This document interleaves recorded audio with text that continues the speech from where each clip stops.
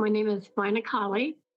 I am president of a group called Portsmouth Piketon Residents for Environmental Safety and Security. We have been, we were formed in 1989 or 1987, sorry. And we also co-chair National Nuclear Workers for Justice. We've been here I've been working on this almost 39 plus years. I live 11 air miles from the plant. Pike County is where the plant is, and I live in Scioto County. I was born and raised in Portsmouth, Ohio. I lived on Front Street, lived a normal childhood life. I went to school, rode motorcycles, was into sports, and enjoyed my childhood. And grew up not knowing about this plant being out there. And so I worked at when I grew up, I worked at various different jobs and went to high school. And my last job that I worked at was at the shoe factory in Portsmouth, Ohio. I lost my jobs due to imports, and they sent me to a vocational school and told me that I could either take welding or electrical work. Well, I decided to take the electrical work, and as soon as I finished the electrical work, and I was working at a place called Osco in town, and I was an electrician there for a couple of years, and then I went out to what we call the A plant, which is the Portsmouth Gaseous Diffusion plant, and it's located in Piketon, Ohio. It's the largest facility in the world. It has two of the largest buildings in the world. Excuse me. And sometimes some of the workers, you wouldn't see them for the building. The place is so huge, and they had different shifts. And sometimes you wouldn't see these workers for a year or more. And sometimes you never saw the same worker ever. But when I lost my job and went out there, I thought I was pretty lucky to hand this job because it was the highest paying job I ever had in my life. And for some reason, they would say, you won't get as much radiation here as if you would get on a plane and you would fly. So I never thought about anything about radiation. And the plant was called at that time, from 1953 to 1985, it was called Goodyear Atomic. So I thought they made Goodyear tar and rubber for tires because we had a place in town that had Goodyear tires that they sold. So I felt like it was a safe place to work. They gave me hard hats and safety glasses. They were always watching us to see if we had them on. And I thought, man, isn't this the safest place I ever worked at? Well, I was hired in 1980. I didn't know in 1980 till I started reading some of the newspaper clippings back because I had kind of forgot about it. But in 1980, when they hired me, they had 111 significant radioactive releases. I didn't even know anything about those releases in 1980. But they never had any alarms. The alarms never went off for the workers or the community. So I didn't know anything about all these releases. But I was only there from 1980 to 83 before I started really getting sick. Had to come off work for a while. And I was a healthy worker. This facility hired only healthy workers. They've been in production since 1952 until 2001. And we're still not for sure if they're producing anything now or not because it's such a secret. This facility was a DOE, which is the Department of Energy. But in the background, hidden, we were a DOD facility for nuclear weapons. All right. Welcome, everyone, to another episode of Working People, a podcast about the lives, jobs, dreams, and struggles of the working class today. Brought to you in partnership with In These Times magazine and the Real News Network, produced by Jules Taylor, and made possible by the support of listeners like you. Working People is a proud member of the Labor Radio Podcast Network. So if you're hungry for more worker and labor-focused shows like ours, follow the link in the show notes and go check out the other great shows in our network. There are so many. And please support the work that we're doing here at Working People, because we can't keep going without you. Share our episodes with your coworkers, your family members, leave positive reviews of the show on Spotify and Apple Podcasts, and become a paid monthly subscriber on Patreon for just $5 a month to unlock all the great bonus episodes that we publish exclusively for our patrons. And please support the work that we do at the Real News Network by going to therealnews.com/donate, especially if you want to see more reporting from the front lines of struggle around the U.S. and across the world. My name is Maximillian Alvarez, and I am really honored to be on the call today with the one and only Vina Colley. And I promise you guys, you want to sit down and buckle in, because we've got a really important conversation for y'all today. As you guys know and have been hearing from our recent episodes, there's something really happening here with this coalition that has formed out of, the wreckage of East Palestine, Ohio.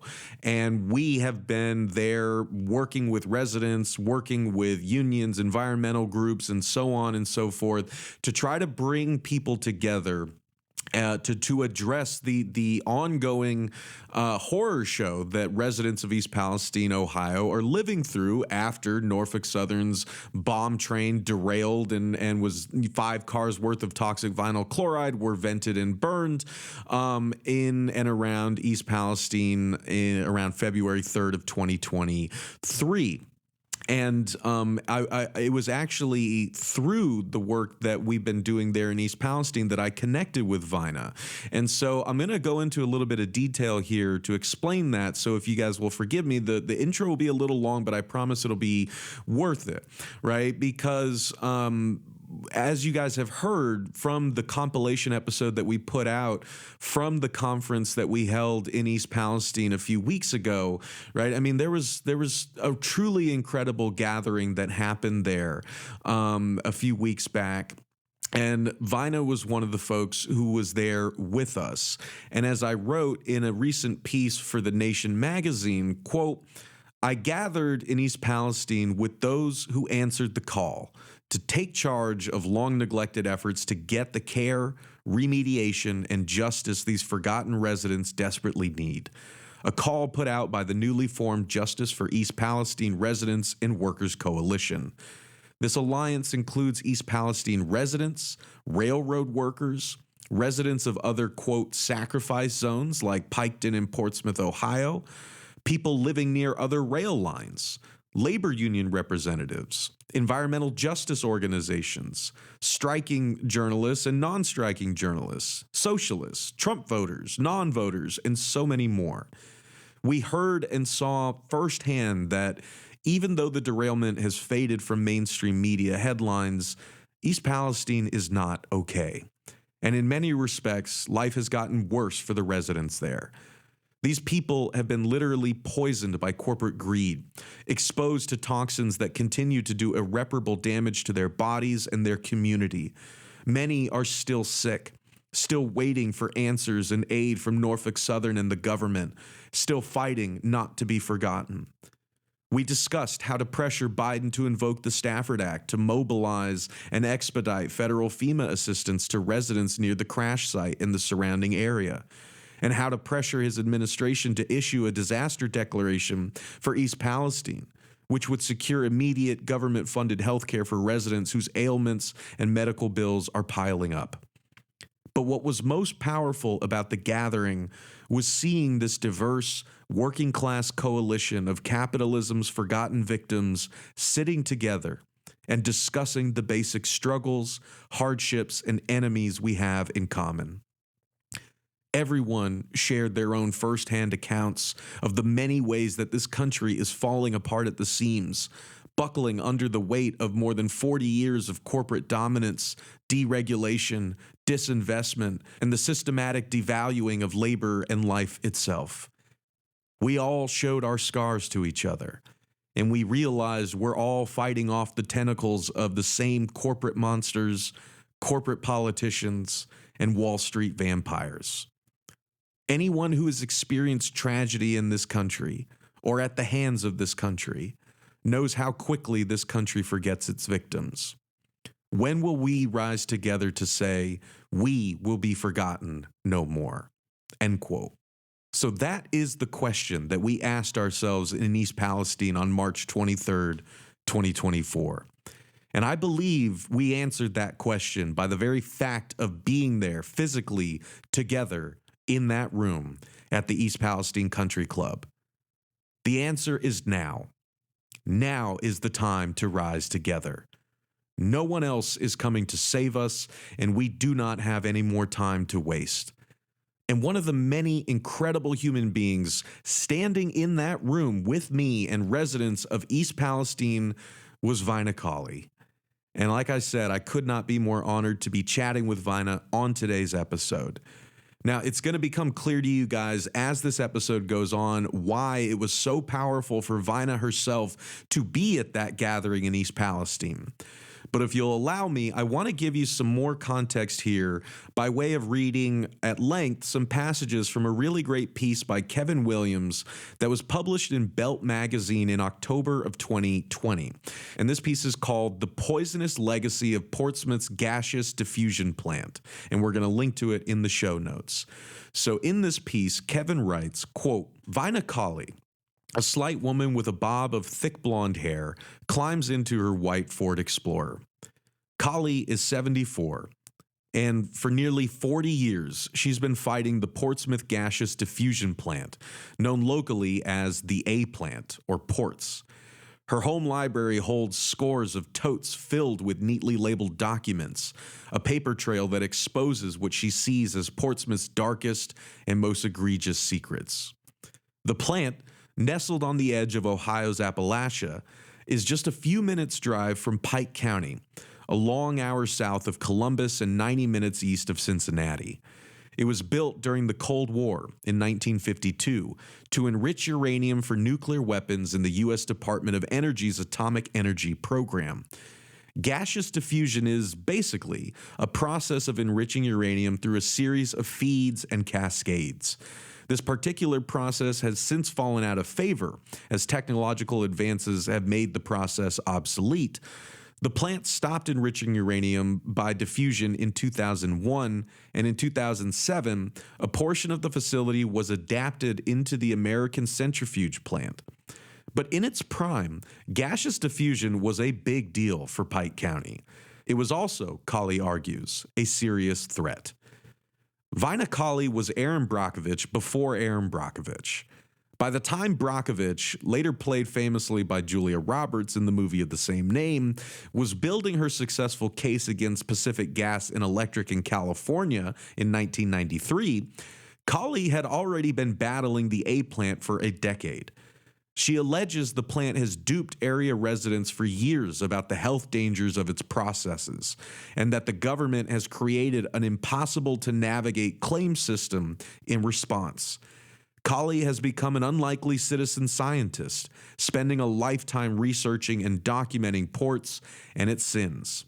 Colley was hired as an electrician at the facility in 1980 and worked there for 3 years. Quote, I was exposed to everything. We were cleaning off radioactive equipment that we did not know was radioactive. They never told us, Colley told me. Then, she said, her hair started falling out. She developed rashes. And, quote, I got really sick and went to the hospital, not knowing that it was my job causing me all these problems. I had big tumors, end quote. In the 4 decades since, Colley's faced a range of health problems, including chronic bronchitis, tumors, and pulmonary edema. Colley is not alone. Around Pike and Scioto counties, the stories flow as freely as the creeks. A child who died of leukemia, a whole family felled by cancer, an uncle with unusual tumors on his neck, a cousin with a stillborn baby, someone with kidney issues, and on and on. Portsmouth's hidden legacy has created a cohort of other citizen scientists, homegrown atomic Brockoviches, and residents who reel off statistics about isotope half-lives, transuranic neptunium, and beryllium like people elsewhere might talk about the weather or fishing. Pike County is one of the state's most impoverished, with 20% of the population living below the poverty line, according to 2019's Ohio Poverty Report. Neighboring Scioto County is in even worse shape, with 23% living in poverty. The economics of the region have barely budged in half a century. Thousands of workers, a mix of contractors and employees, work at the A plant, one of the only chances for a decent income. A recent hiring notice for a plant security specialist advertised a salary starting in the mid-50s, double the per capita median. Other jobs, like a junior radiation protection technician, require only a high school diploma and can make $19 an hour to start, gradually going up to $36 an hour. But for decades, Colley says, the perils of these high-paying jobs were kept hidden, and those are the people Colley has devoted her life to trying to help. End quote. So that's what we're here to talk about. And again, now you guys know why it is such an honor to not only be talking to Vina and for us to be listening to her, but why it was so powerful and so important to have Vina there with us in that room in East Palestine a few weeks ago. So with all of that up front, let's go ahead and dive in. Vina, I got so many things I want to talk to you about, and I know we could talk for hours. So if we need to do this in multiple parts, we will, but we gave folks as much context as we could up front to understand why we're here talking, how it's connected to all the other things we've been covering on this show, all the things that we're trying to bring together in East Palestine. And I just really want people to know you and learn from you, and I want to learn from you and your struggle. But before we even get there, before we talk about the horrific all the horrific stuff that you have and your community have been through over the past 4 decades, let's go back to just, before. So you said you were born in Portsmouth, and that's where you grew up, correct? Yes. And Portsmouth is about 20 some miles from Piketon. So tell me a little bit about that. What was it like, growing up in your childhood in that part of the country? Like when the Cold War's going on, these nuclear plants are like seen as, the future and also the way that we're going to defeat the Soviets. So like that's happening in the background, but you're also a kid like living your life. So just, like tell us a little more about what that was like, where you grew up, if you had a big family, what kind of kid you were and what you would do for fun. I had 4 brothers. One passed away with small cell cancer. But we lived on Front Street next to the river. We are south of Columbus, about 100 miles, and right on the borderline of Kentucky and Ohio. And I grew up right on the river on Front Street. We went out and played kick the can and did all the normal things the kids did. My dad played music, and my mom and dad both worked. And I had the 4 younger brothers.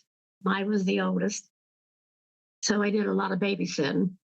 But we used to go down by the bridge, and we would have bonfires, and we would bake potatoes and play. And then in the summertime, we would play ball, softball or baseball.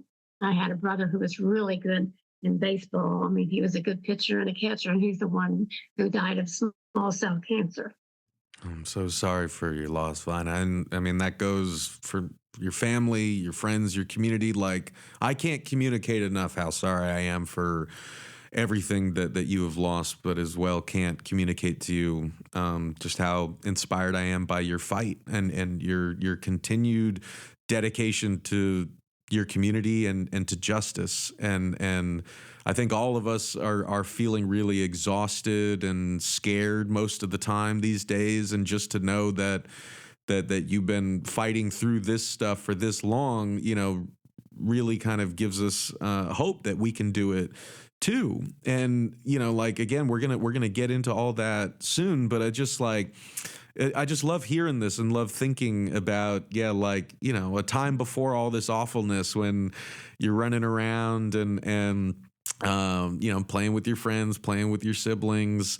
Like, looking back on that time, like, does it feel like it was a genuinely sort of different time in America, like folks are always saying, or do you think that it's more that's more just nostalgia talking, and people are really looking fondly upon their own childhoods?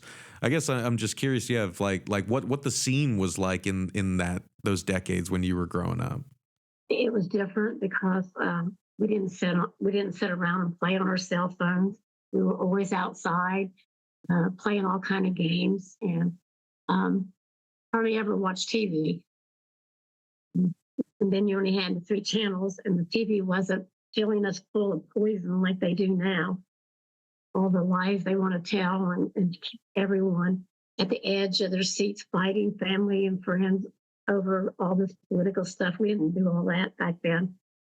We had good times. I mean, we would slate. There was a big wall, a flood wall, and we would take a cardboard up there and we would use it as a sled, and just as many fun things. And we played jacks and hopscotch, and you know, we were always busy. We were always happy, and we would go to the playgrounds, and we didn't have all this turmoil that we have now. Right now, it's hard to even talk to a family member over politics, you know, especially if you're a Democrat or a Republican. They have divided the families here over all of this political bullcrap, is what I call it. Oh, preach, sister. I mean, I think that's exactly what it is. And like, that's what I was talking to like Chris Albright and other East Palestine residents when I was there. I was like, all right, man, like, I'm the crazy socialist that Fox keeps telling you is the enemy. You guys are the white working class Trump voters that I'm told are the enemy. And yet we're all just here as people, like, trying to not get poisoned by corporations, trying to raise our families, trying to make a living. And yeah, like the ways that corporate media especially, and our politicians, of course, and the ways that they have managed to convince so many of us that half the country is our enemy is just a really sad thing to behold. But again, it's like, just by being there in East Palestine with you and with everyone else there, and seeing that all wash away, it does give me hope that we can cut through that crap. But like, it's been that toxic stuff has been flowing through the air vents of our culture for decades, and it's not going to be easy to just turn the clock back on that. That's true. It's just really hard. We have to look forward. We have to get rid of all the media people that are throwing out all these lies. I know Fox News. I've watched Fox News, CNN, and NBNS. I watch all of them, and it's to me, Fox has told so many lies to the families that I can't even watch it anymore. And of course, they were going to be sued, but they can't be sued because they claim they're an entertainment show, not a news site. So to me, that's just so ridiculous. I mean, if you want to report the news, you should report the news. People like you who are trying to get the real facts out, that's helpful. That's not pitting any of us against each other. But what you're talking about is the truth. It's about human life and what they've done to all of us. These big corporations, they don't care. They don't care about if you're sick or if your family members are dying. They just want that money. They just don't care. Mm-hmm. And this facility here in Piketon isn't any different. They pay good jobs, have good money. It was such a secret that they would tell the workers, if you go into a beauty shop or a barber shop, you better not talk about it out here because some of these beauticians and barbers may be a secret agents. So we grew up in a lot of secrecy here in this town. You're not allowed to talk about what goes on at the A plant. Wow. Wow. Let's talk about that a little more, because I wanted to ask, like, when you were growing up, it sounds like the A plant like was still like the place to go, you know, to get that like good paying middle class job. Like, can you tell us a little more about your memories, like before you ever started working there, like the influence that the Portsmouth Gaseous Diffusion plant had on the community, the role it played in town, and yeah, other details like that, like even just this sort of culture of secrecy where you're not supposed to talk about it, like that's pretty creepy. Some of the workers back in those times, which it started in 1952, and I think production started in 53. And by 1957, there was 5 workers that were in the hospital that were sick and dying from the plant. And the health department in the state of Ohio knew it because the union had wrote letters about this, but they turned their back on them, all because of the jobs down here. And workers, when they used to come home, they would take their boots off because they didn't want to carry any contamination into their homes. But I didn't know any of that when I was that young. But as I talked to people from all this research, they told me that, I have a friend, Dorothy Mead, who just passed away, and her husband, Gary Mead, she said that he used to come home and tell her not to let the kids touch his shoes or his work boots.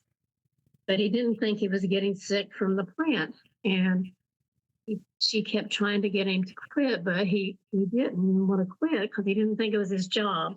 And so about the 3rd or 4th trip to the hospital, he told his wife, he said, "Dorothy, I think you're right. I think it is my job making me sick. And once I get out of the hospital this time, I'm not going back." Well, he wasn't able to go back because he died of leukemia. He actually bled to death. Jesus. And so growing up around here, they had a place where you buy tires, and it said Goodyear Tire and Rubber. And so a lot of us in the community thought that's what they made, was Goodyear Tire and Rubbers out there. And so they have special tires that you can come in and buy on discount. And everything was called Goodyear around here. So we had no idea. Most of us had no idea that it was a weapons plant all these years, not something that they made tires for Goodyear. And the community, if you ask them any questions about the plant, they wouldn't talk about it. So we're not allowed to talk about it. What goes on out there is a secret. So it's pretty much a town they went to work, they mind their own business, and they didn't talk about the A plant because they made good money there. And they weren't allowed to talk about it because they could lose their jobs if they did. Wow. And like, do you recall, like, I mean, again, because like you said, like you didn't even know what was going on at that plant until much later. But like, I guess, do you have any memories from that era of how this country was talking about nuclear energy and nuclear plants and I guess for folks like in my generation who have only read about it in books, like did it feel like this was an industry that people were excited to welcome into their communities and like be a part of, as like this kind of nationalist project? I guess, like what do you remember about like the kind of culture around nuclear energy at that time? I don't know too much about nuclear energy, but I know about patriotism. Everyone thought it was their duty to work out there, and they felt lucky, that they could be part of this energy from there. But I don't think anyone really realized that they were producing nuclear weapons at Piketon. Maybe some of the workers who understood it better, but the community really didn't know. I didn't know until, after I got sick and started gathering all these documents. And that's how I really found out. In 1978, it was such a secret out there. The workers had dropped a cylinder and it ruptured, and 21,125 pounds of this uranium hexafluoride was released into the environment and the water. But it happened during a snow season, so they were able to throw some of the snow on this cylinder and stop it. But there was a lawsuit filed by the community. It took 21 years to settle. And that incident was compared to 3 Mile Island. Until this day, no one has ever been told, other than if I put it on my Facebook. Because if I find documents, I did have a web page, but they hacked me so bad that I couldn't keep a web page up. But I've been able to keep a Facebook up. And if anybody ever wants to know anything about Piketon, they can look up my Facebook, Vina, Vina Colley, Colley, because no one can stop me from posting what I find. But this incident, like I said, compared to 3 Mile Island, and we've not been told today that we had this incident, nor have we been, we're studied for that incident. And when I got hired, and like I said, in 1980, they had 111 releases, and I didn't know it until it all came out in the paper and researched, and I helped the Dayton Daily News. I worked with them for almost 2 years on the story, and they came out with all of the releases in the paper. And so we didn't get the Dayton paper here. So if you didn't get the Dayton paper, people still don't know here. People still don't know what's going on at that plant. Wow. We heard they wanted to start the centrifuge up, and they did a test run in November, but we don't know because it's a secret. We don't know if they're still producing nuclear weapons. We don't know what's going on there. There's been so many releases. Got to remember that the Portsmouth facility is the largest facility in the world. We were supposed to be producing high assay uranium here for weapons grade material, the highest assay that you could do. But in the meantime, what the workers didn't know and what I didn't know is they were bringing transuranic waste into this facility and processing it from West Valley, New York. And West Valley, New York ended up being, the workers thought it was a uranium extraction plant, and it ended up being a plutonium extraction plant. And so they were sending all this stuff here to Piketon, and we were reprocessing it and being exposed to things like plutonium, neptunium, americia, beryllium, strontium, cesium, you name it. We were being exposed to it without our knowledge, and we were not dressed to keep this stuff safe like they use hazmatic suits now. But I don't know if they use it all the time, but they do dress the workers up in hazmatic suits. We were dressed in nothing. And when I complained about the areas being contaminated, because I was cleaning electrical equipment with trichloroethylene, and they had this oil on these electrical components. And I asked what it was, and they just said it was just oil, just ordinary oil.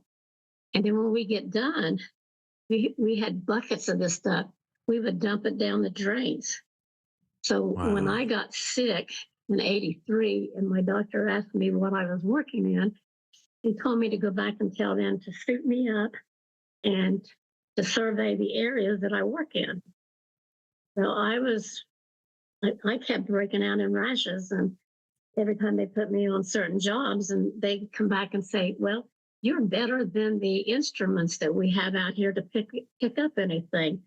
And so they had to put me on different jobs, and my boss had to keep me with him.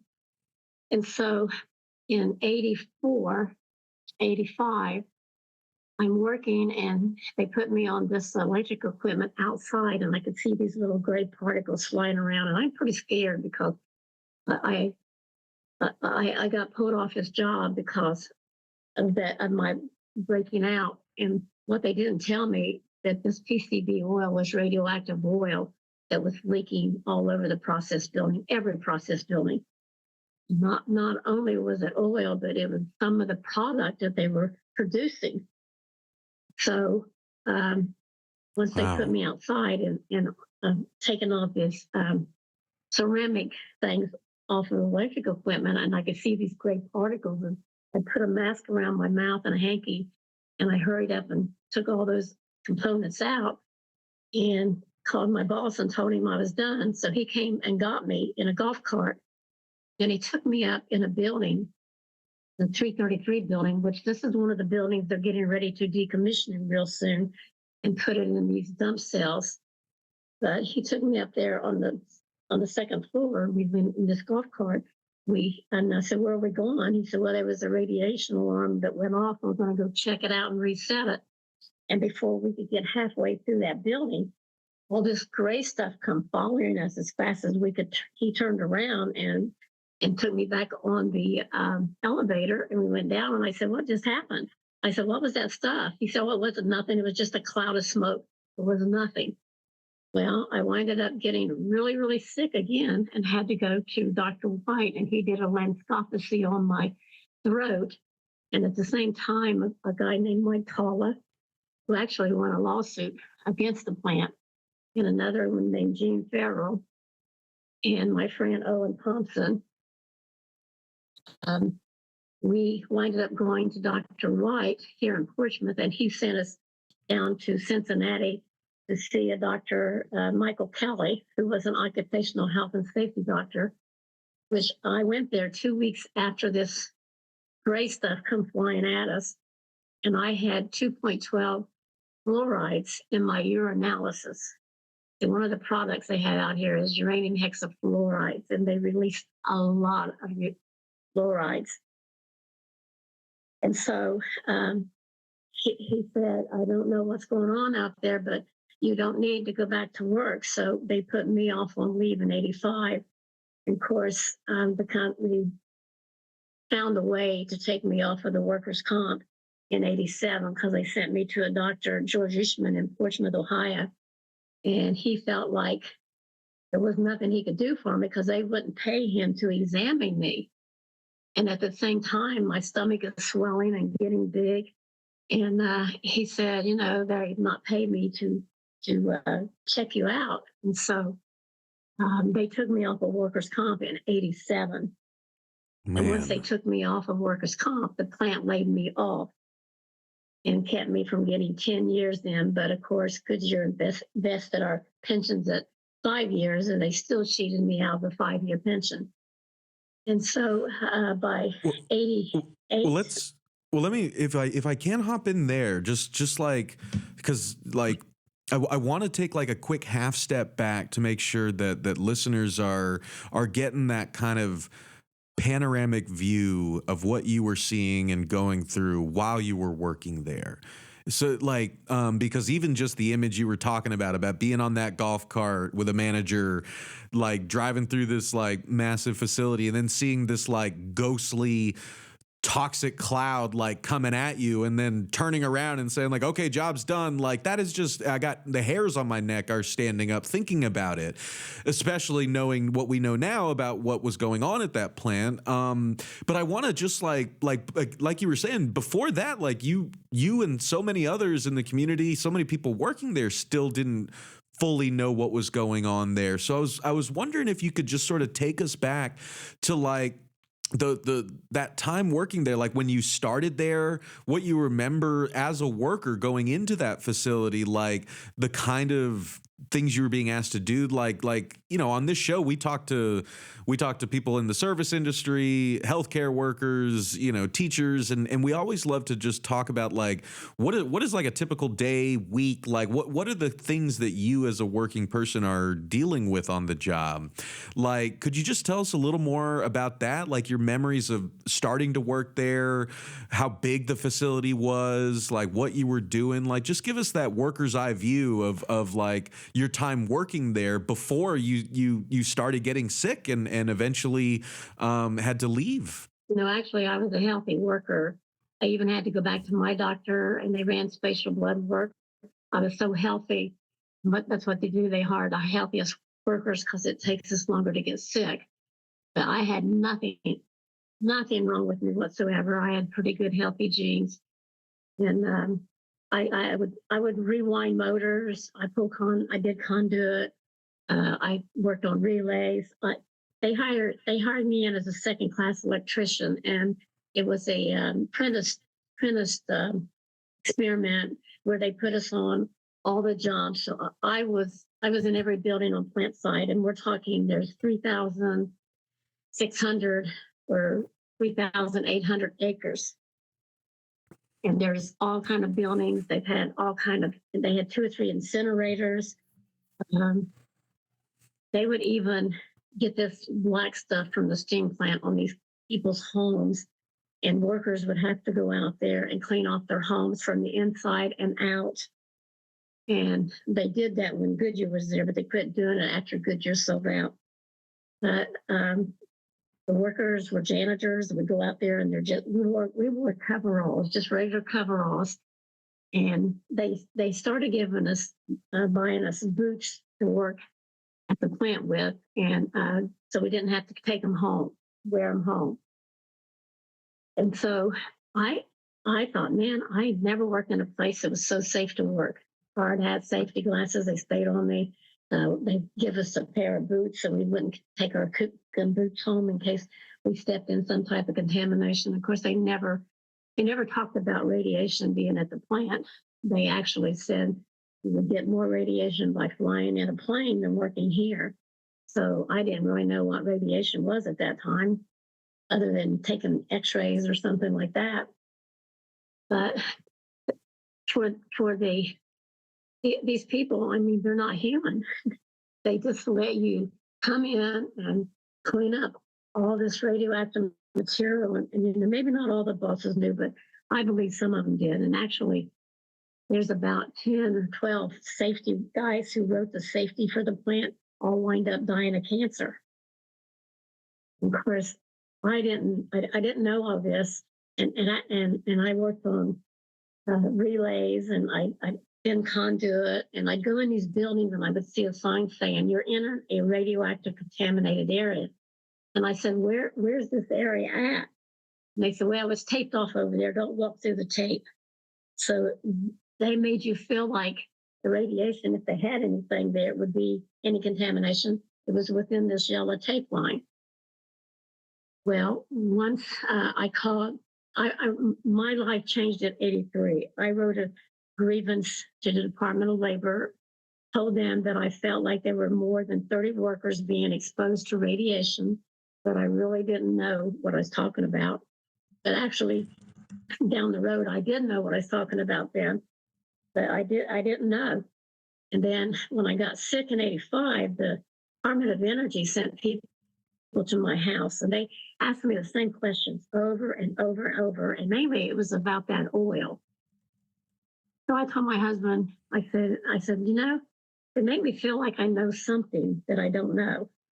I said, they asked me the same questions about that oil and the trichloroethylene that I was cleaning with. And I said, there's got to be something more to this.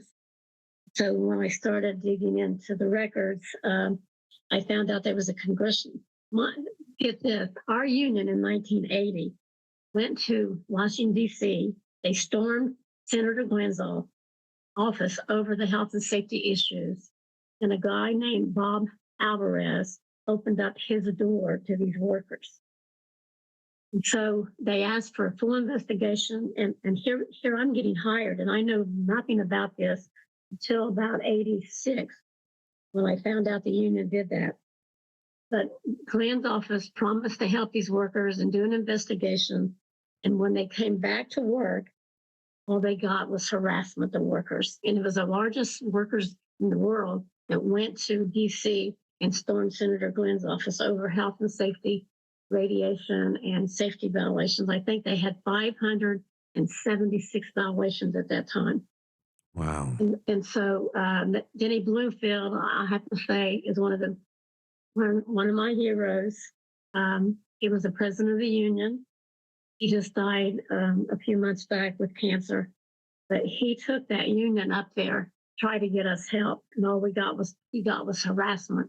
And so, of course, he was no longer the union president. He still worked there.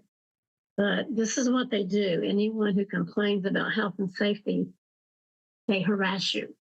They had these red phones in the building, and they said, if you see this oil, they had a concrete around the equipment, that if you see this oil coming on the floor, you take this red phone and you call OSHA, or the Coast Guard. I can't remember which it was. Might have been the Coast Guard, and let them know. But what happens when you use them little red phones, you're calling directly into the plant to the DOE office on site. And so they know automatically who the workers are that are starting to ask questions. I mean, I've been harassed. I've been threatened. They tried to get my daughter, tried to get me out one morning saying that my daughter had been in a car wreck at 4 o'clock in the morning. And so I went back and I checked in her room and she was in there. I've had some of the workers here, Chick Lawson, whose house has got radioactive material in his house. He told me and my husband before he passed in 2018 that the plant had a meeting on site and his friend attended this meeting and that they wanted to find a way to get rid of me. And so, Wow. I mean, this is in 2018. They're still wanting to try to get rid of me. And one of the union workers wrote in one of the Guardian papers saying, if I was her husband, I would take out extra insurance on her. And I've had my wheels on my tires, the bolts have been taken off of one of the tires. And luckily, it was when it wobbled, I thought I had a flat tire, and I stopped and checked it, but it had no bolts on that tire. And so, I got shunned in the community a lot. People call thinking I'm a troublemaker, trying to shut down a plant, and I didn't know what I was talking about. And as I researched and found out, we had plutonium at Piketon in the X705 area, the E area, where there's an incinerator next to the building. And these workers were working an experimental job with plutonium.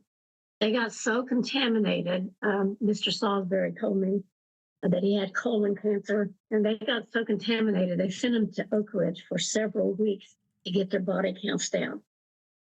And so you don't hear these kind of stories because the workers, you know how men are, they go to work, they mind their own business, and they go home. And so when they get home, they're not supposed to tell their families anything about their jobs. And these workers told me that they had to get their body counts down because they worked in experimental plutonium at the site. When the compensation bill came down in 1993, in a public meeting, I told under an affidavit, I told them in 93 that they had plutonium at the site. And so it's in an affidavit, and it's in their documents that I told them in 93 they had plutonium. And of course, some of the workers knew they've had it since 1953, ever since they did the first production. But it was 1999 that I was working with a lady named Mary Bird Davis with the Institution of Uranium Wise. And she read the documents and she understood them. And she got a call and said, we're getting ready to break a story about Paducah, Kentucky, having plutonium at the site. And she said, well, we have plutonium at Piketon. And she called me up and she said, Vina, she said, I just got a call from a reporter down in Lexington, Kentucky, and they're going to break the story in the morning about plutonium at Piketon. And she said, the workers, 3 workers at Paducah must have filed a lawsuit and someone leaked it to the media, and that's how it got out.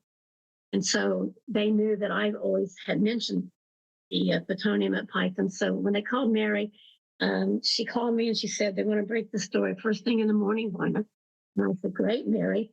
And she said, but the problem is they gave me credit and not you. I said, who cares? You have a national group that you work with, and who cares as long as the story gets out about the plutonium. And so they broke the story the next day, and it was at the same time as Paducah, and they did one story about Paducah and Portsmouth breaking this story simultaneously. And so when the story broke, they didn't want to they claimed that Piketon had one cylinder that came through that system that contaminated the plant with plutonium. It was a lie.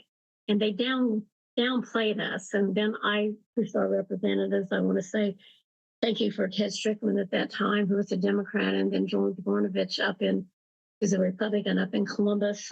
They all pushed, and especially Ted, he pushed to get us in that compensation bill. And this compensation bill is called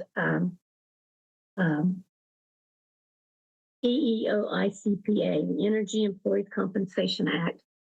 And they named 22 cancers in this bill. And if you have one of 22 cancers in this bill, you automatically get compensated for your cancers. And the bill was anywhere from 150,000 to 400,000. Well, they didn't want to put Piketon in it, but we got them in there. And so we winded up being an SEC site, which means a spatial exposure cohort. And the reason they didn't test us when we were getting tested all the time, I know they did a lot of tests on me, but some of the guys went years before they got a urine test. And in order to get a good test, you would have to take a test in the morning when you came and one when you left, but they never did. They might have given one urine test. Now, one thing that they made a mistake on with me was they put us in these in vivos because, back in the 70s and 80s, women really didn't work at the plant. So they put me in an in vivo. And when they did that, of course, I didn't get the records until just a few years ago, but it shows that I have neptunium and neptunium, technetium, and cesium in my lungs. And they knew, and they never told me. So I've had my records locked up a few times and had to get them unlocked. And each time I get them unlocked, I get something in my records that I didn't get before. And they eventually sent me these records on these 3 in vivos. And what they do, they measure your weight, they measure your neck, and then you lay in this machine, like laying in an MRI, and it counts your body count of all this radioactivity in your body. And neptunium is radioactivity, and Mauritia is a radioactivity. And so my counts were going up each year that they did it. They did it from 82 to 85. And one thing, they check your weight. I was always like 139, weighed anymore, but I went to 235 pounds in 3 months. I mean, I swelled up like a big balloon. And so it's been hard still getting the weight off, but at least I'm down 30 or 40 more pounds, but it doesn't come off of me. I think the thyroid and the radioactive material caused my immune system to do a lot of things to my metabolism. And the government has admitted that they gave me chronic uranium disease. It's a lung disease that's not curable. They have admitted that I have neuropathy. They have admitted that I have congestive heart failure. They have admitted I have digital heart failure, nerve damage from the neuropathy. I have lung nodules, just like many of these workers have. And I've had 4 tumors removed, total hysterectomy. I had a tumor removed from the back of my neck. 3 were in my ovaries. And so at the age of 32, 33 is when I had to have a total hysterectomy. They removed the 3 tumors. And later I had the tumor in the back of my neck, and it was removed. And we did I don't know if you knew Dr. Rosa Batalla from Canada, but she had my tumor frozen and sent it to a doctor up in Canada to have it analyzed. But at that time, the doctor was checking for plutonium, and he didn't think that the gaseous diffusion plant had plutonium in it because we weren't supposed to. So he set my tumor on a shelf, and then he got confiscated with his work. So I don't know where that tumor went. it's like a nightmare. Then in the process, Dr. Rosa Patel was a nun, and she was very knowledgeable on cancers and radiation. Then she passed away a few years back. She did a lot of work on. I met her through the depleted uranium group on the Gulf War, where they used armor piercing bullets. And they even shot at a tank, and we have a kid here in McDermott that was in that tank and got burned up. And the government lied to his family about that. His name was Tony Applegate. He went to school with my kid. But he was in one of those tanks that was shot with these bullets. And eventually, Senator Glenn got the records for Tony's family, and they had to tell them the truth. He was burned up in the tank. But the stories just go on and on about these communities and what you have to go through. My brother-in-law, he worked at the plant. He had a wooden leg, and he got his leg contaminated, and they had to buy him a new leg. And so he had these nodules like I have. And the nodules, something happened, and it went into his lymph nodes, and he got cancer, and he died a horrible death. But he had cancer. He gave his wife cancer. His son, Troy, just passed away 3 or 4 months ago, that worked at the plant. He had kidney cancer. But, you just don't understand the impact that these places do to families. And they don't really care. But it was a big deal in '99 because they didn't compensate a lot of workers. But the problem is there's a lot of workers and a lot of survivors out here right now fighting for the compensation for their families. We're not supposed to be dosed, and dose means calculation of the chemicals that's in your body and the job you was on. Well, they can't do that to us because they destroy the record. Guess what?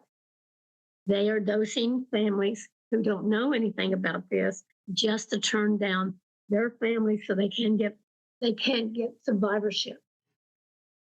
Let's talk about this, right? Because there are like two really crucial sort of threads here that I want to make sure listeners are following along with, right? Because there's, like you said, your life changed in '83 when you filed that grievance, and you were getting sick. You got really sick in '85. You lost your workers' comp in '87, and it's been a process ever since then to essentially learn what you and your fellow workers and your community were being exposed to by this plant, and then on top of that, there's been the struggle for accountability, the struggle for compensation for people who were exposed to these things.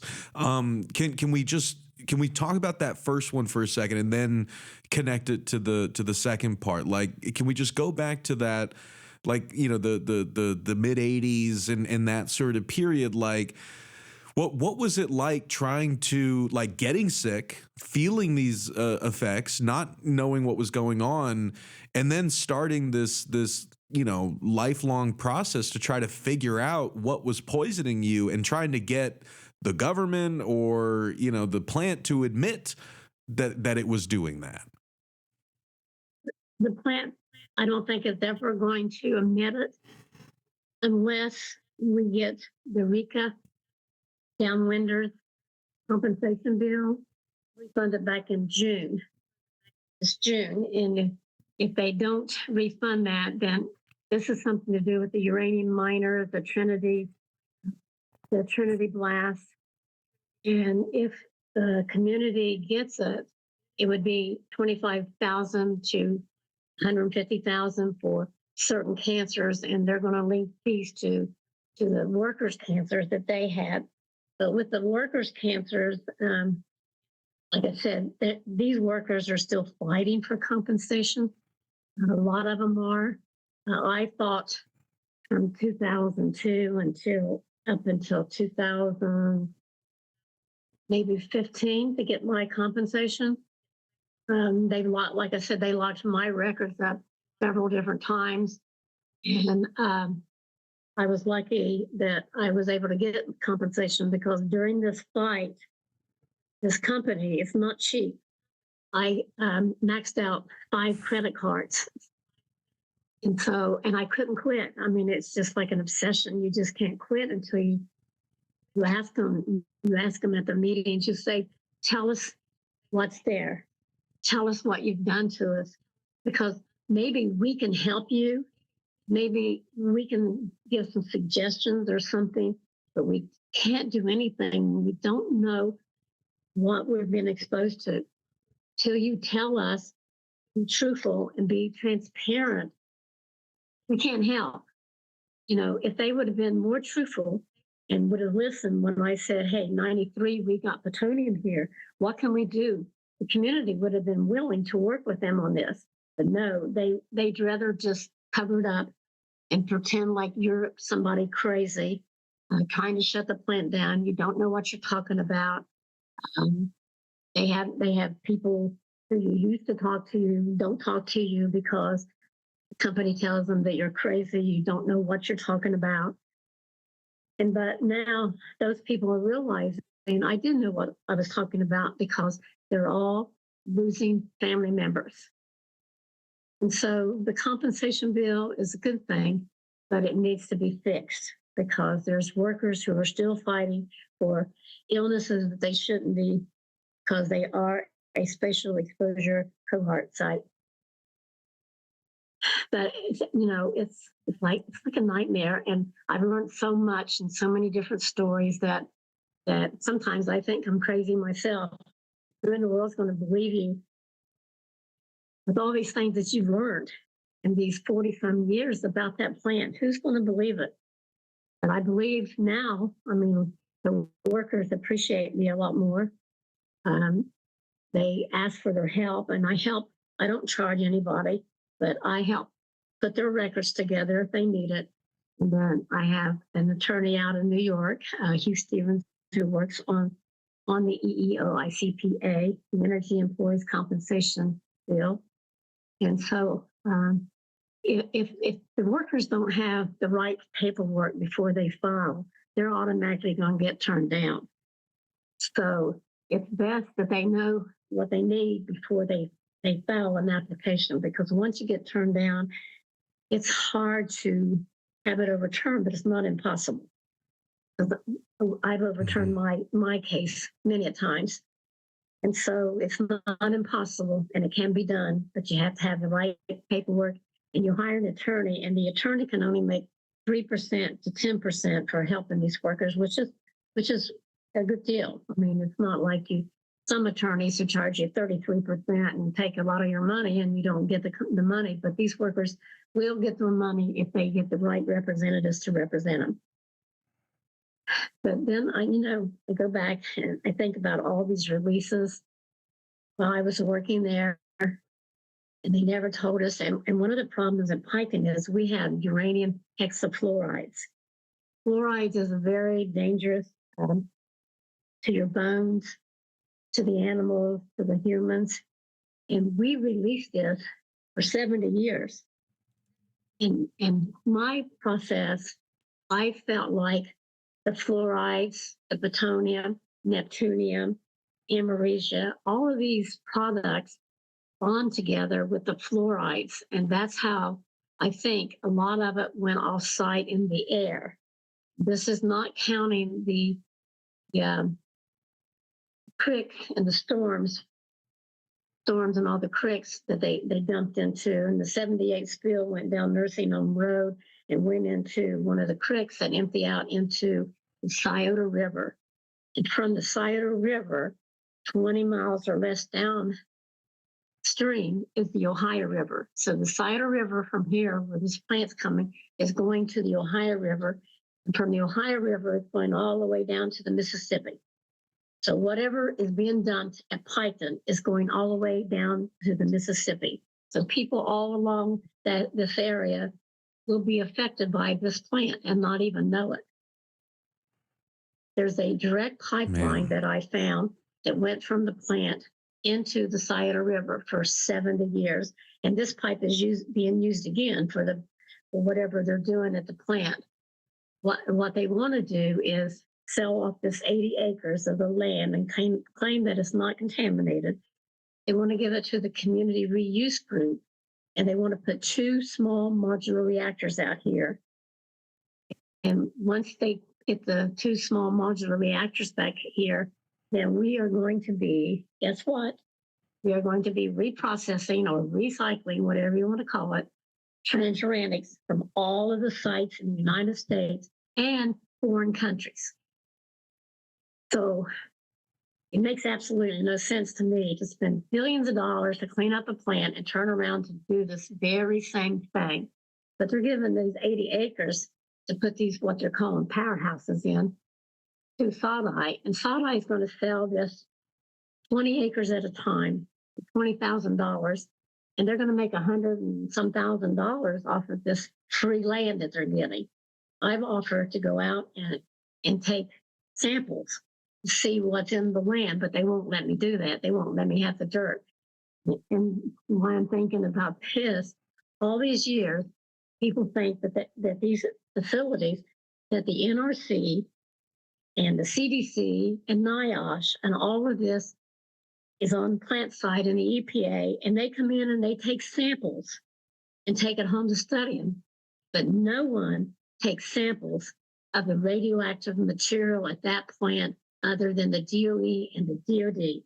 What they do, they give all these agencies paper, NIOSH and OSHA people, and they try to do by the book of NIOSH and OSHA. So none of these agencies have any jurisdictions over these facilities. So all these years, I thought they had OSHA and NIOSH. They hire their own people for OSHA and NIOSH. The EPA does not come in and dig up the dirt and take the samples at the plant. Plant gives them paperwork, and they read that paperwork. So who knows where they get the samples from? Because you cannot trust people, the DOE, nor its contractors, because they don't tell them. We had one group here. I remember Owen Thompson and I, he was 42 years old and he died of a brain tumor. We went to a construction company here. It's called Boone Coleman Construction. We talked to his secretary, Kathy Coleman, who's now a commissioner in Portsmouth, Ohio. We told her that Boone Coleman's workers were taking trucks into the plant. They were loading the contaminated dirt on the trucks, had a plastic liner in the trucks. Piketon workers were suited up in their hazmats. The truck drivers were wearing nothing.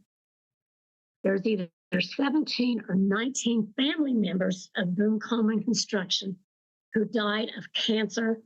Some were compensated, some were still fighting the plant for compensation.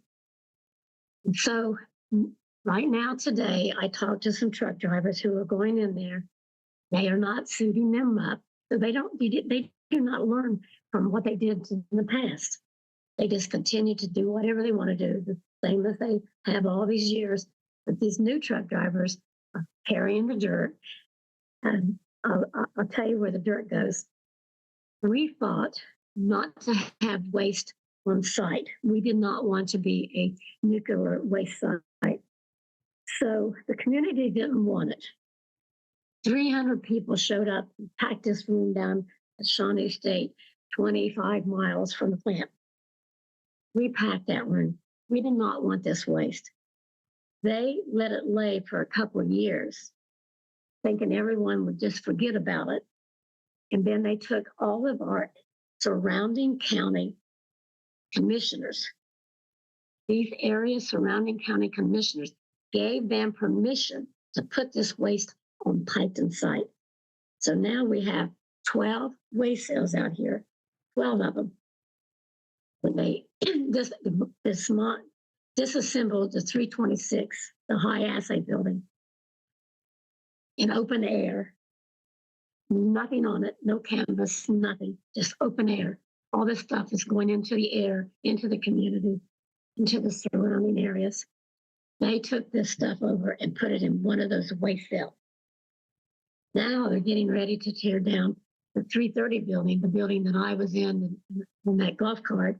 They're tearing that building down, and they're going to put it in number 2 waste cell. We have 12 waste cells on site, thanks to our county commissioners. No public input. They let the county commissioners. So it's important who you elect in your communities, because these people make an awful lot of decisions that you don't like. We don't like it. We should have never got it. Now, all of them are pushing for these small modular reactors, where we're going to be probably the largest hub for nuclear waste. That gets back to the railroad workers. They ship this stuff in and out. They're not protected. I had workers tell me we got 25,000 depleted uranium cylinders on site that give off neutron exposures, setting outside, decaying, stacked 2 or 3 high. At the whole plant. Jeez. They cleaned up some other sites, like Oak Ridge, I think, and sent all this stuff to Piketon. 25,000 depleted uranium cylinders. They're trying to convert some. I'm not for sure if they're successful with it or not, because they don't talk about the production. Still this day, all that was still supposed to be a secret. But they're storing these outside in the rain, rusty, old, and we've had the most breaches with these depleted uranium cylinders than they had in Oak Ridge or Paducah. We had the most breaches here in the Portsmouth site. Depleted uranium cylinders. They're huge cylinders, and they're sitting outside, stacked. They were stacked on the ground. So when we kept complaining about it, they finally brought them up on like railroad ties or something and took them off the ground and painted some of them and stacked them up. Well, now they've got them all over the outside of the plant, just sitting there and decaying, and they give off neutron exposures. Railroad workers told me they would sit on the train with these cylinders, sat on top of these cylinders. So one of my friends did glaze. He told me that was his job. He was loading and unloading the cylinders, and probably sit with the cylinders all day long. He died of cancer a couple of years ago. So the railroad's not taking safety precautions for their workers. And then I listened to the ones up in East Palestine. These workers, they want to lay a bunch of them off. And who's going to be overseeing that these trains are equipped with workers who know what to do in case of an accident? It's horrible. So it is. And I mean, like, and I know it's not exactly the same thing, but like it's kind of the same principle, right? Like that the workers who were on that train that derailed in East Palestine, the first responders who were coming in from not only East Palestine but the surrounding area, because it's, again, this is small town America. You need people from all over the place getting there. I mean, those were people rushing headlong in to help, and a lot of them didn't know what was on that train and like what sort of fumes they were breathing in, just like, you know, the town, you know, like knew very little about like the contents of those cars that were going to be vented and set on fire 3 days after the derailment. And as I hope people listening to this can hear, like, you know, and Vina's doing such an incredible job kind of pointing out, right? It's not just that workers at this plant, you know, like we're being poisoned, you know, and it sounds like knowingly or recklessly exposed to, you know, you know, all of these things that we've been talking about for the past hour and a half. But also, like, this is not just staying there. I mean, this concerns all of us in terms of the contamination that we may have already been exposed to for basically our whole lifetimes. I mean, everyone listening to this, you know, we've got PFAS in our bodies. Like, we're basically half plastic at this point.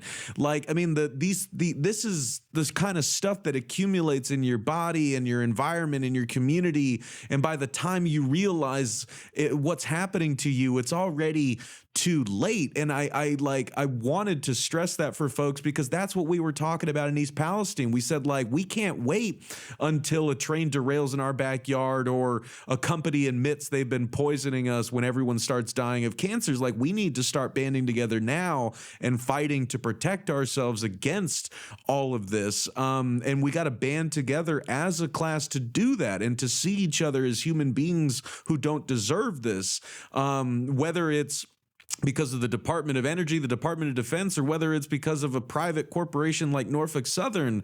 People's lives, our communities, our safety, our health, that matters. And yet we live in a society that just so routinely throws us aside, puts us in harm's way, tells us to shut up when we're developing these health effects, and then just buries us and forgets us when we die of the cancers we were suspecting we were developing the whole time. And like, Vina, I have like kind of two questions I wanted to ask you, like, because I'm thinking so many things, and there's so many more things I want to talk to you about. But I have to ask, because you mentioned this, and it's like my heart was breaking hearing you talk about this. But as someone who, yourself, you've lived in this area your whole life. You were a former electrician at the Portsmouth Gaseous Diffusion plant in the early 80s. Like, it felt like a good job, but then you went through this horrible experience. You developed, these you were developing all these health effects. You were exposed to all of this radiation and just all God, I can hardly rattle off all the things that you were exposed to. And then, like, for 4 decades, you've been fighting to, like, tell the truth, to get, accountability and justice and compensation. And it just feels so sad that now, decades later, after you've been ostracized, after you've been, threatened, and people, have been, saying that you're a troublemaker who's trying to close the plant. Like, now some of those same people are coming to you years later, asking you for help for applications because they are getting the cancers you were warning them about. Like, what is that? How does that feel? Like, what? Like, I mean, I can't even imagine how like what emotionally that's like to deal with. To still, I mean, it's incredible that you're helping folks and you're still fighting this fight, but I just can't imagine what it must be like to have gone through this, to be, raising the alarm and ostracized for it, and now years later, it's like people are coming back to you saying you're right, but what is it? You're right because everyone's dying, and like people, like so many people in your community are dying of cancers at early ages or bizarre cancers. Like, what is that like for you? When I hear of a kid has cancer, it gives me flashbacks of a little boy. Last name was Ross County, and Ross, and I remember his sister sent me a couple, and I still have a letter, a 50-page letter about her little brother, and he passed away. And every time I feel like giving up, I think about the kids. There's a little girl out there right now that's got leukemia, 2 years old. Think about the kids. So you don't think about all the negative things that people say to you or whatever, because they're going to find out. Sooner or later they'll find out. And what the workers say to me doesn't bother me. It used to bother me because my brother-in-law would tell my husband I was shutting down the plant and he wouldn't have a job.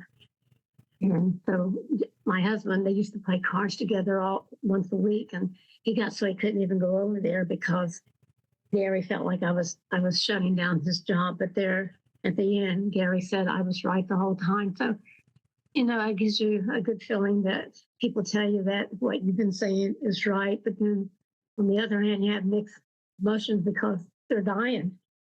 People are dying because the government doesn't care. My government doesn't care. That you don't know how I feel because I'm very patriotic. I have such a military background in my family. And so to hear that the government doesn't care. Last night I went to a meeting in Piketon. It was supposed to have been a training session, but it ended up being a meeting, and they were doing these forever chemicals, PFASs, and they have a huge problem there. And I told them last night, they talk about the plastic in your body and all this, but they have a huge problem with it off-site. And I let them know that I took 2 samples out of the creek on Wakefield Mountain Road, and one of these samples showed positive for the PFASs. And I said it's in one of the creeks on Wakefield Mountain Road, and we have a problem. And then the commissioner was there from Portsmouth, Ohio, Brian Davis, and I told him, I said, you all have a lawsuit in Portsmouth over the chemicals, and you never told the community. To this day, they have not told the community. And I found a newspaper article, and I put it on my Facebook. And I told him last night, not only are we in Portsmouth, Ohio, drinking this contaminated water, but we are piping it over to Kentucky because they had trouble with their water. And I said, you're giving them contaminated water. And it's because you haven't told the people that you filed a lawsuit over this, and they're drinking this forever chemicals. And I mean, how do you get to these officials? I mean, they just don't seem to think. I mean, they seem to think they're invisible. They're not. They're not doing it. They're not doing it. It's unbelievable. It really is. And like, again, like this is like what brought us all to East Palestine, right? And like that's also bittersweet. And like you said, the emotions are very mixed, because while, as I've expressed on this show, like I was so inspired and heartened to see everyone there, including you know, and the folks, you know, also folks from like West Virginia who are being poisoned by fracking, coal mining, people, you know, like poisoned by algae blooms in Ohio, from the runoff from the hog factories, the CAFOs that we've reported on, people in San Francisco who are getting, you know, radiation poisoning, you know, Cancer Alley in Louisiana, the uranium mining in Navajo Nation, like the very concept of a sacrifice zone is pretty horrifying in and of itself. And yet, like, I think in a just society, the very concept of a sacrifice zone would not exist. And yet, I feel like what brought us out to East Palestine, which is like Piketon, Portsmouth, like so many other parts of the country, Curtis Bay here in Baltimore, like these are sacrifice zones that are being sacrificed, i.e. the people are being sacrificed, the environment is being sacrificed, you know, like because of, you know, government negligence, corporate greed, or some cocktail of both. And like, even though these horrifying instances, like, you know, shock us and scare us, like, I think what we were all there to and recognized in East Palestine is like, this is what they have in store for all of us. Like, this is where the future is going for working people under this sort of, you know, like just regime of letting corporations do whatever they want, letting, you know, government ignore its own citizens, you know, even when they're shouting for help, and are fighting against being industrially poisoned. Like, I mean, this is how bad things have gotten. And maybe that'll finally get us to realize that the things that we think divide us are not important, and they don't actually divide us. Like, the things that really unite us, like our right to breathe the air and drink the water and have our kids play in the grass without worrying that they're going to be developing, you know, rare cancers because of some corporation that set up shop down the road. Like, you know, we want to build a life for ourselves and our families and our communities. And like, if we can't band together on that, basic human level, then I don't know what hope there is for us. But I saw that hope in East Palestine, and I see it in your fight that you've been waging for decades, and in the fact that you're still going out there to these other communities to warn them and to like help them use the knowledge that you've developed through so many decades of struggle. Like that is like you've done more than one human being should ever be asked to do. And yet you have done it, and we are all grateful to you for it. And we would not be able to build what we're trying to build out of East Palestine now if it wasn't for folks like you fighting this fight for so long.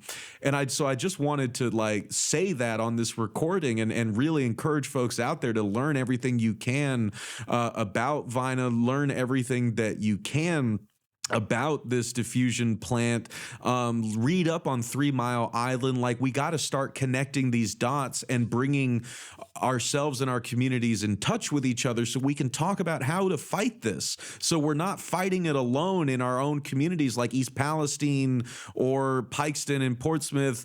None of us can bear that load on our own, but if we all come together to help and speak as one, we may actually be able to break through.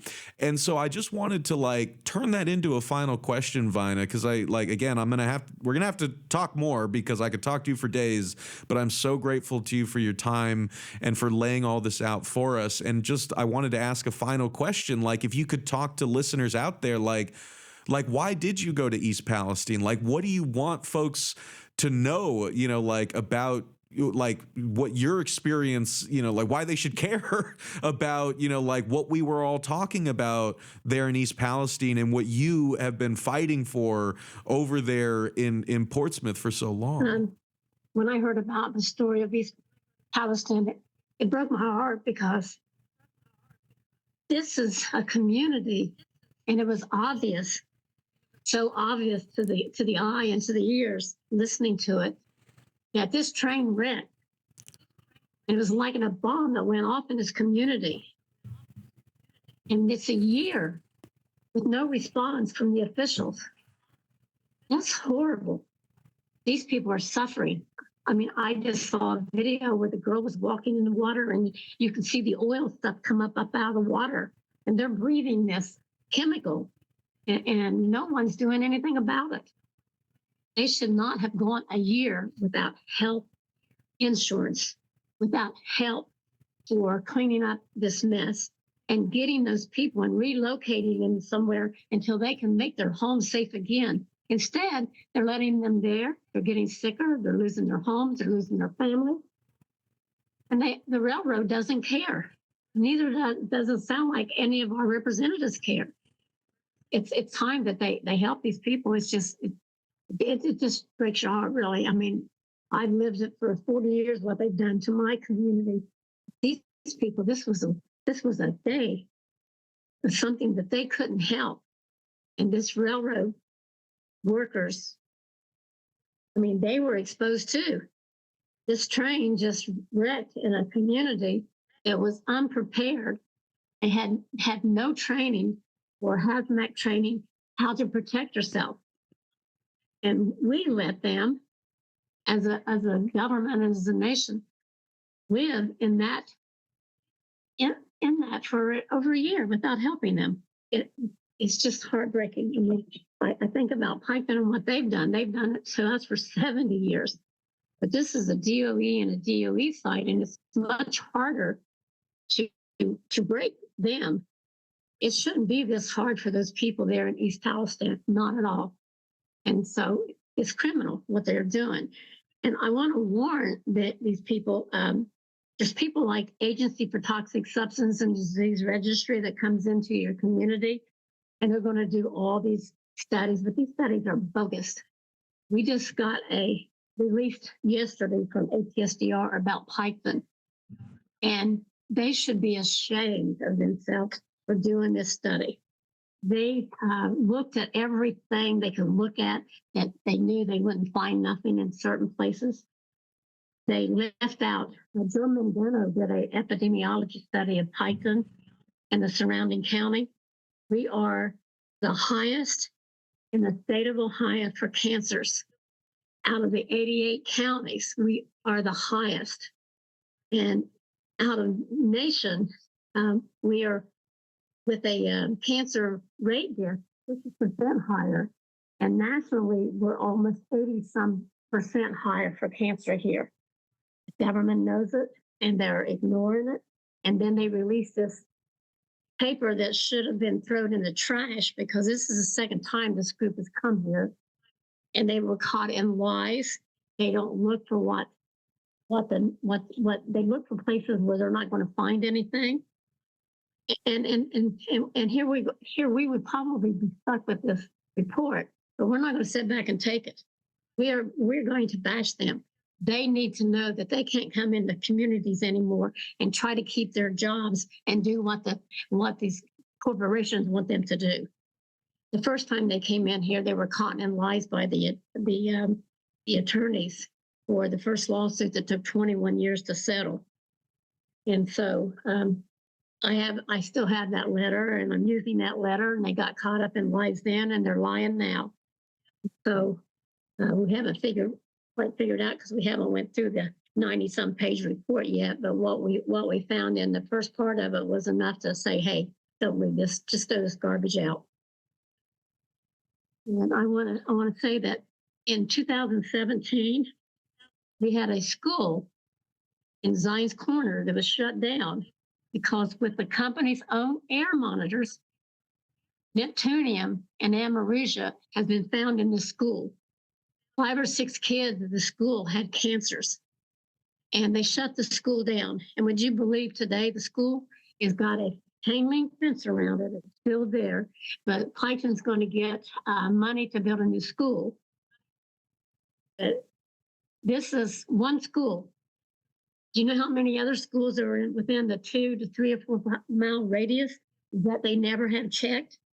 And the other monitor that belongs to the company, this is a company monitor around this school that they shut down. The other monitor is in a place called Raritan, Ohio, 14 miles from the plant, who picks up the same americia and the neptunium that this little school did. And there's several schools in this area, like Valley, Northwest, are in the air path of that air monitor. Anna White, the Secretary of Energy, knew about this other air monitor, went to Washington, D.C. She tried to get help for this community, and they fired her. I know personally people that was in the office when she came out of that office crying. They fired her because she wanted to help Piketon. They don't wanted her to help Piketon.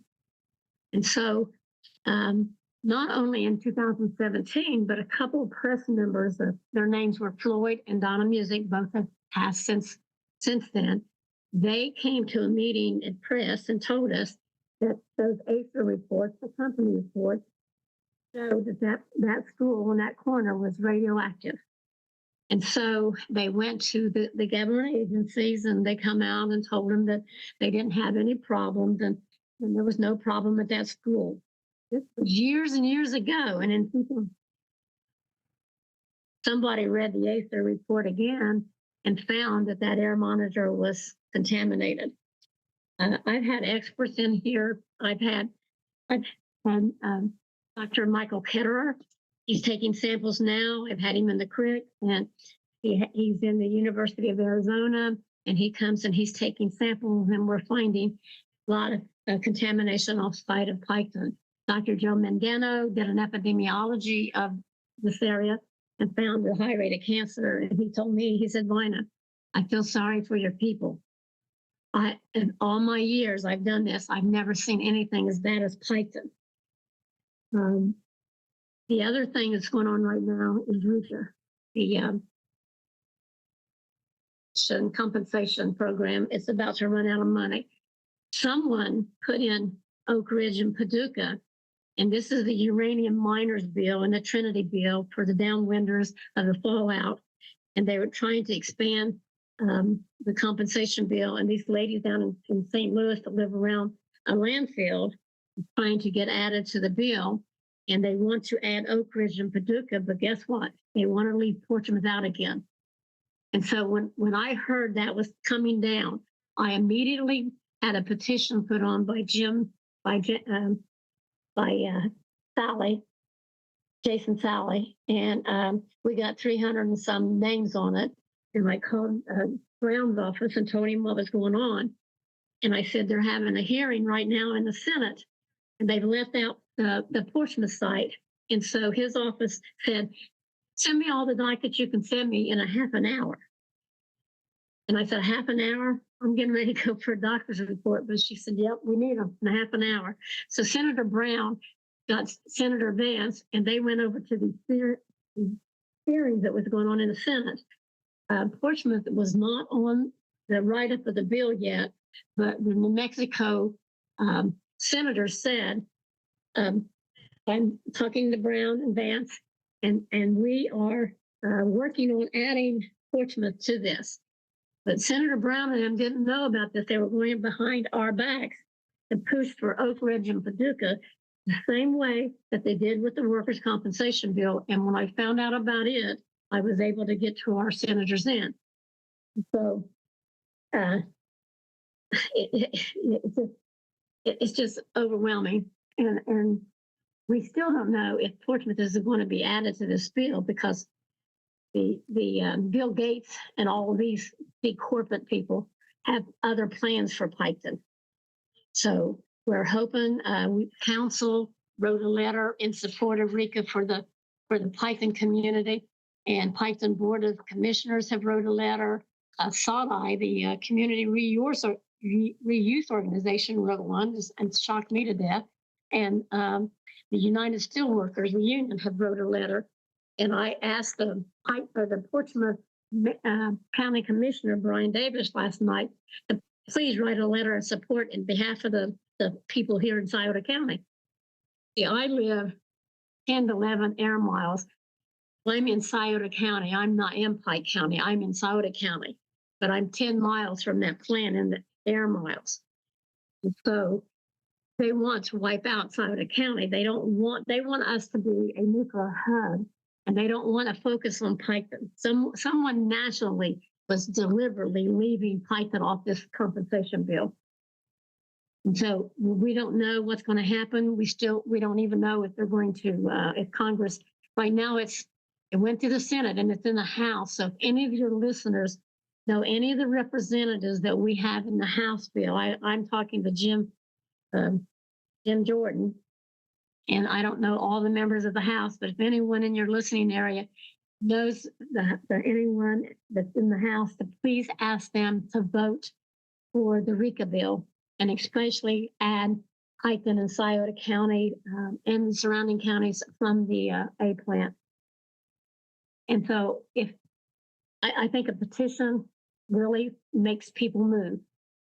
I mean, this is the first time that other than the compensation bill, our representatives have paid any attention to us, and it was with that petition. So maybe if the people of East Palestine put a petition online, and it doesn't have to come from them, it can come from all these national groups. I've joined all kind of national groups just to get the word out about Piketon, because we were not even on the map when I started this. And I belong to a big group called Alliance for New Accountability, work on people living in the shadows of these facilities. And so I did belong to the Military Toxic Project. We worked on the depleted uranium and the Gulf War syndrome. So I'm begging your listeners to please help us get Piketon mentioned on this House bill, and for them to re-up to pay the uranium miners in the Trinity. And we were a big part of, Ohio was a big part of the Manhattan Project, but you don't ever hear about that. New Mexico started in 1943, and I found out that the Mound facility in Dayton, Ohio, also started Manhattan Project in 1943. But for some reason, nationally, they don't want to talk about Ohio. And Ohio played a big part in the Manhattan Project. They just did that movie, Oppenheimer. Not one word was mentioned about the Manhattan Project and Ohio being part of it. Not one word. And so, we can't, if we're going to tell the story, We need to tell the whole story, see the whole picture, because we can't get help until we know the whole thing, the whole truth. I testified for human experimentation. I testified in Washington, D.C., and I testified in Cincinnati. They had a doctor in Cincinnati. People would come into the hospitals, and I have a list of all the hospitals that were involved. I mean, there was the Dayton, Cincinnati, Columbus hospitals. The Dr. Sanger, people come into the hospital. He would inject them with the plutonium to see how much they took. And the government paid him to do this. Sad part about it is the government took away his money, and he continued to experiment on people like you and me. Go into the hospital, he would inject you with plutonium. And so he continued to do that. So when they finally paid these people money, the government would only pay the ones that they paid for him to experiment on. And all these other people that he did on his own got no compensation. He winded up dying of cancer himself. Dr. Sanger did. And the state of Ohio used this quack for compensation to evaluate workers. My friend Owen Thompson went to him, and he told him that he had a cancer or a tumor, but it wasn't big enough to be caused from working at the A plant. Owen died, like I said, at 42 for brain cancer. And Dr. Sanger said he didn't have enough exposure for his brain tumor to be related to the plant. God has a way of taking care of people who don't take care of their own. And Dr. Sanger was a doctor who was to treat us and to take care of us. He did not take care of the people he experimented on. He even had a young attorney here in Portsmouth, Ohio, that went to one of the hospitals. He was in his 30s, and he was experimented on, and he also died too. But I have a list somewhere of all these hospitals that did human experimentations. And if you remember the O.J. Simpson case, you remember when they were chasing him in this Bronco all over the place? The president came on national TV and apologized to these radiation victims.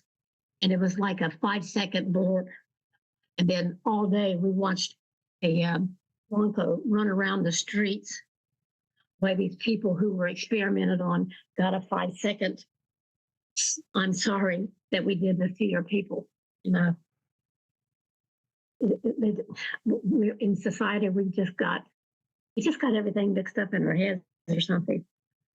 Our priorities, I remember our priorities as being a young kid was the family, the dinners, and leaving our doors unlocked. We never locked our doors, People got along so much better, but we just seem to be so corrupt now that we don't care about our families and our neighbors. And I took care of my mom, I took care of my dad, I took care of my uncle, I took care of a few of my aunts, people that were sick. They never paid me to do this. I did it because they were my family. Nowadays, you can't hardly get people to help your family. My kids, they help me. I don't want for nothing. And a lot of families aren't like that anymore. And I miss that. All right, gang, that's going to wrap things up for us this week. I want to thank our amazing guest, Vina Colley. And as always, I want to thank you all for listening, and I want to thank you for caring. Be sure to follow the links in the show notes if you'd like to learn more about Vina's struggle and about the current fight to pressure policymakers in D.C. to include Ohio zip codes adjacent to the U.S. Department of Energy site in Piketon, Ohio, in the Federal Radiation Exposure Compensation Act, or RECA, program. According to a March press release from Ohio Senator Sherrod Brown's office, quote, RECA, enacted in 1990, provides a one-time benefit payment to individuals who have gotten sick or died as a result of exposure to radiation from atomic weapons testing or uranium mining, milling, or transportation. RECA is currently set to expire in June 2024, absent congressional action.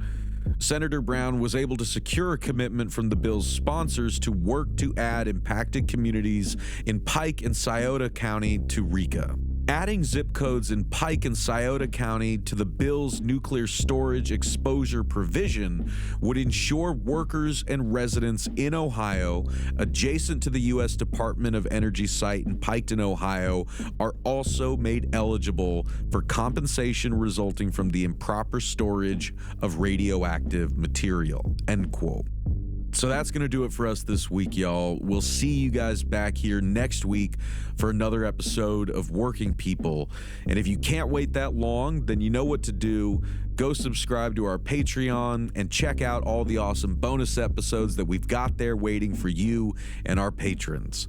And of course, go explore all the other great work we're doing at the Real News Network, where we do grassroots journalism, lifting up the voices and stories from the front lines of struggle. Sign up for the Real News newsletter so you never miss a story, and help us do more work like this by going to therealnews.com/donate and becoming a supporter today. I promise you, it really makes a difference. I'm Maximillian Alvarez. Take care of yourselves. Take care of each other. Solidarity forever. When my face you no longer see, I live on, yes, I live on. Wherever we go, we are going to roll the Union on the song. I live on, yes, I live on. Wherever hungry are we. Just as hungry can be. The song, I live on, yes, I live on. Where mean things are happening in this land, it's read or sung, I live on, yes, I live on. Wherever the book mean things are happening in this land is read, I live on, yes, I live on. Wherever the videotape of me is shown, I live on, yes, I live on. If I have help to make this a better world to live in, I'll live on, yes, I'll live on. When my body is silent,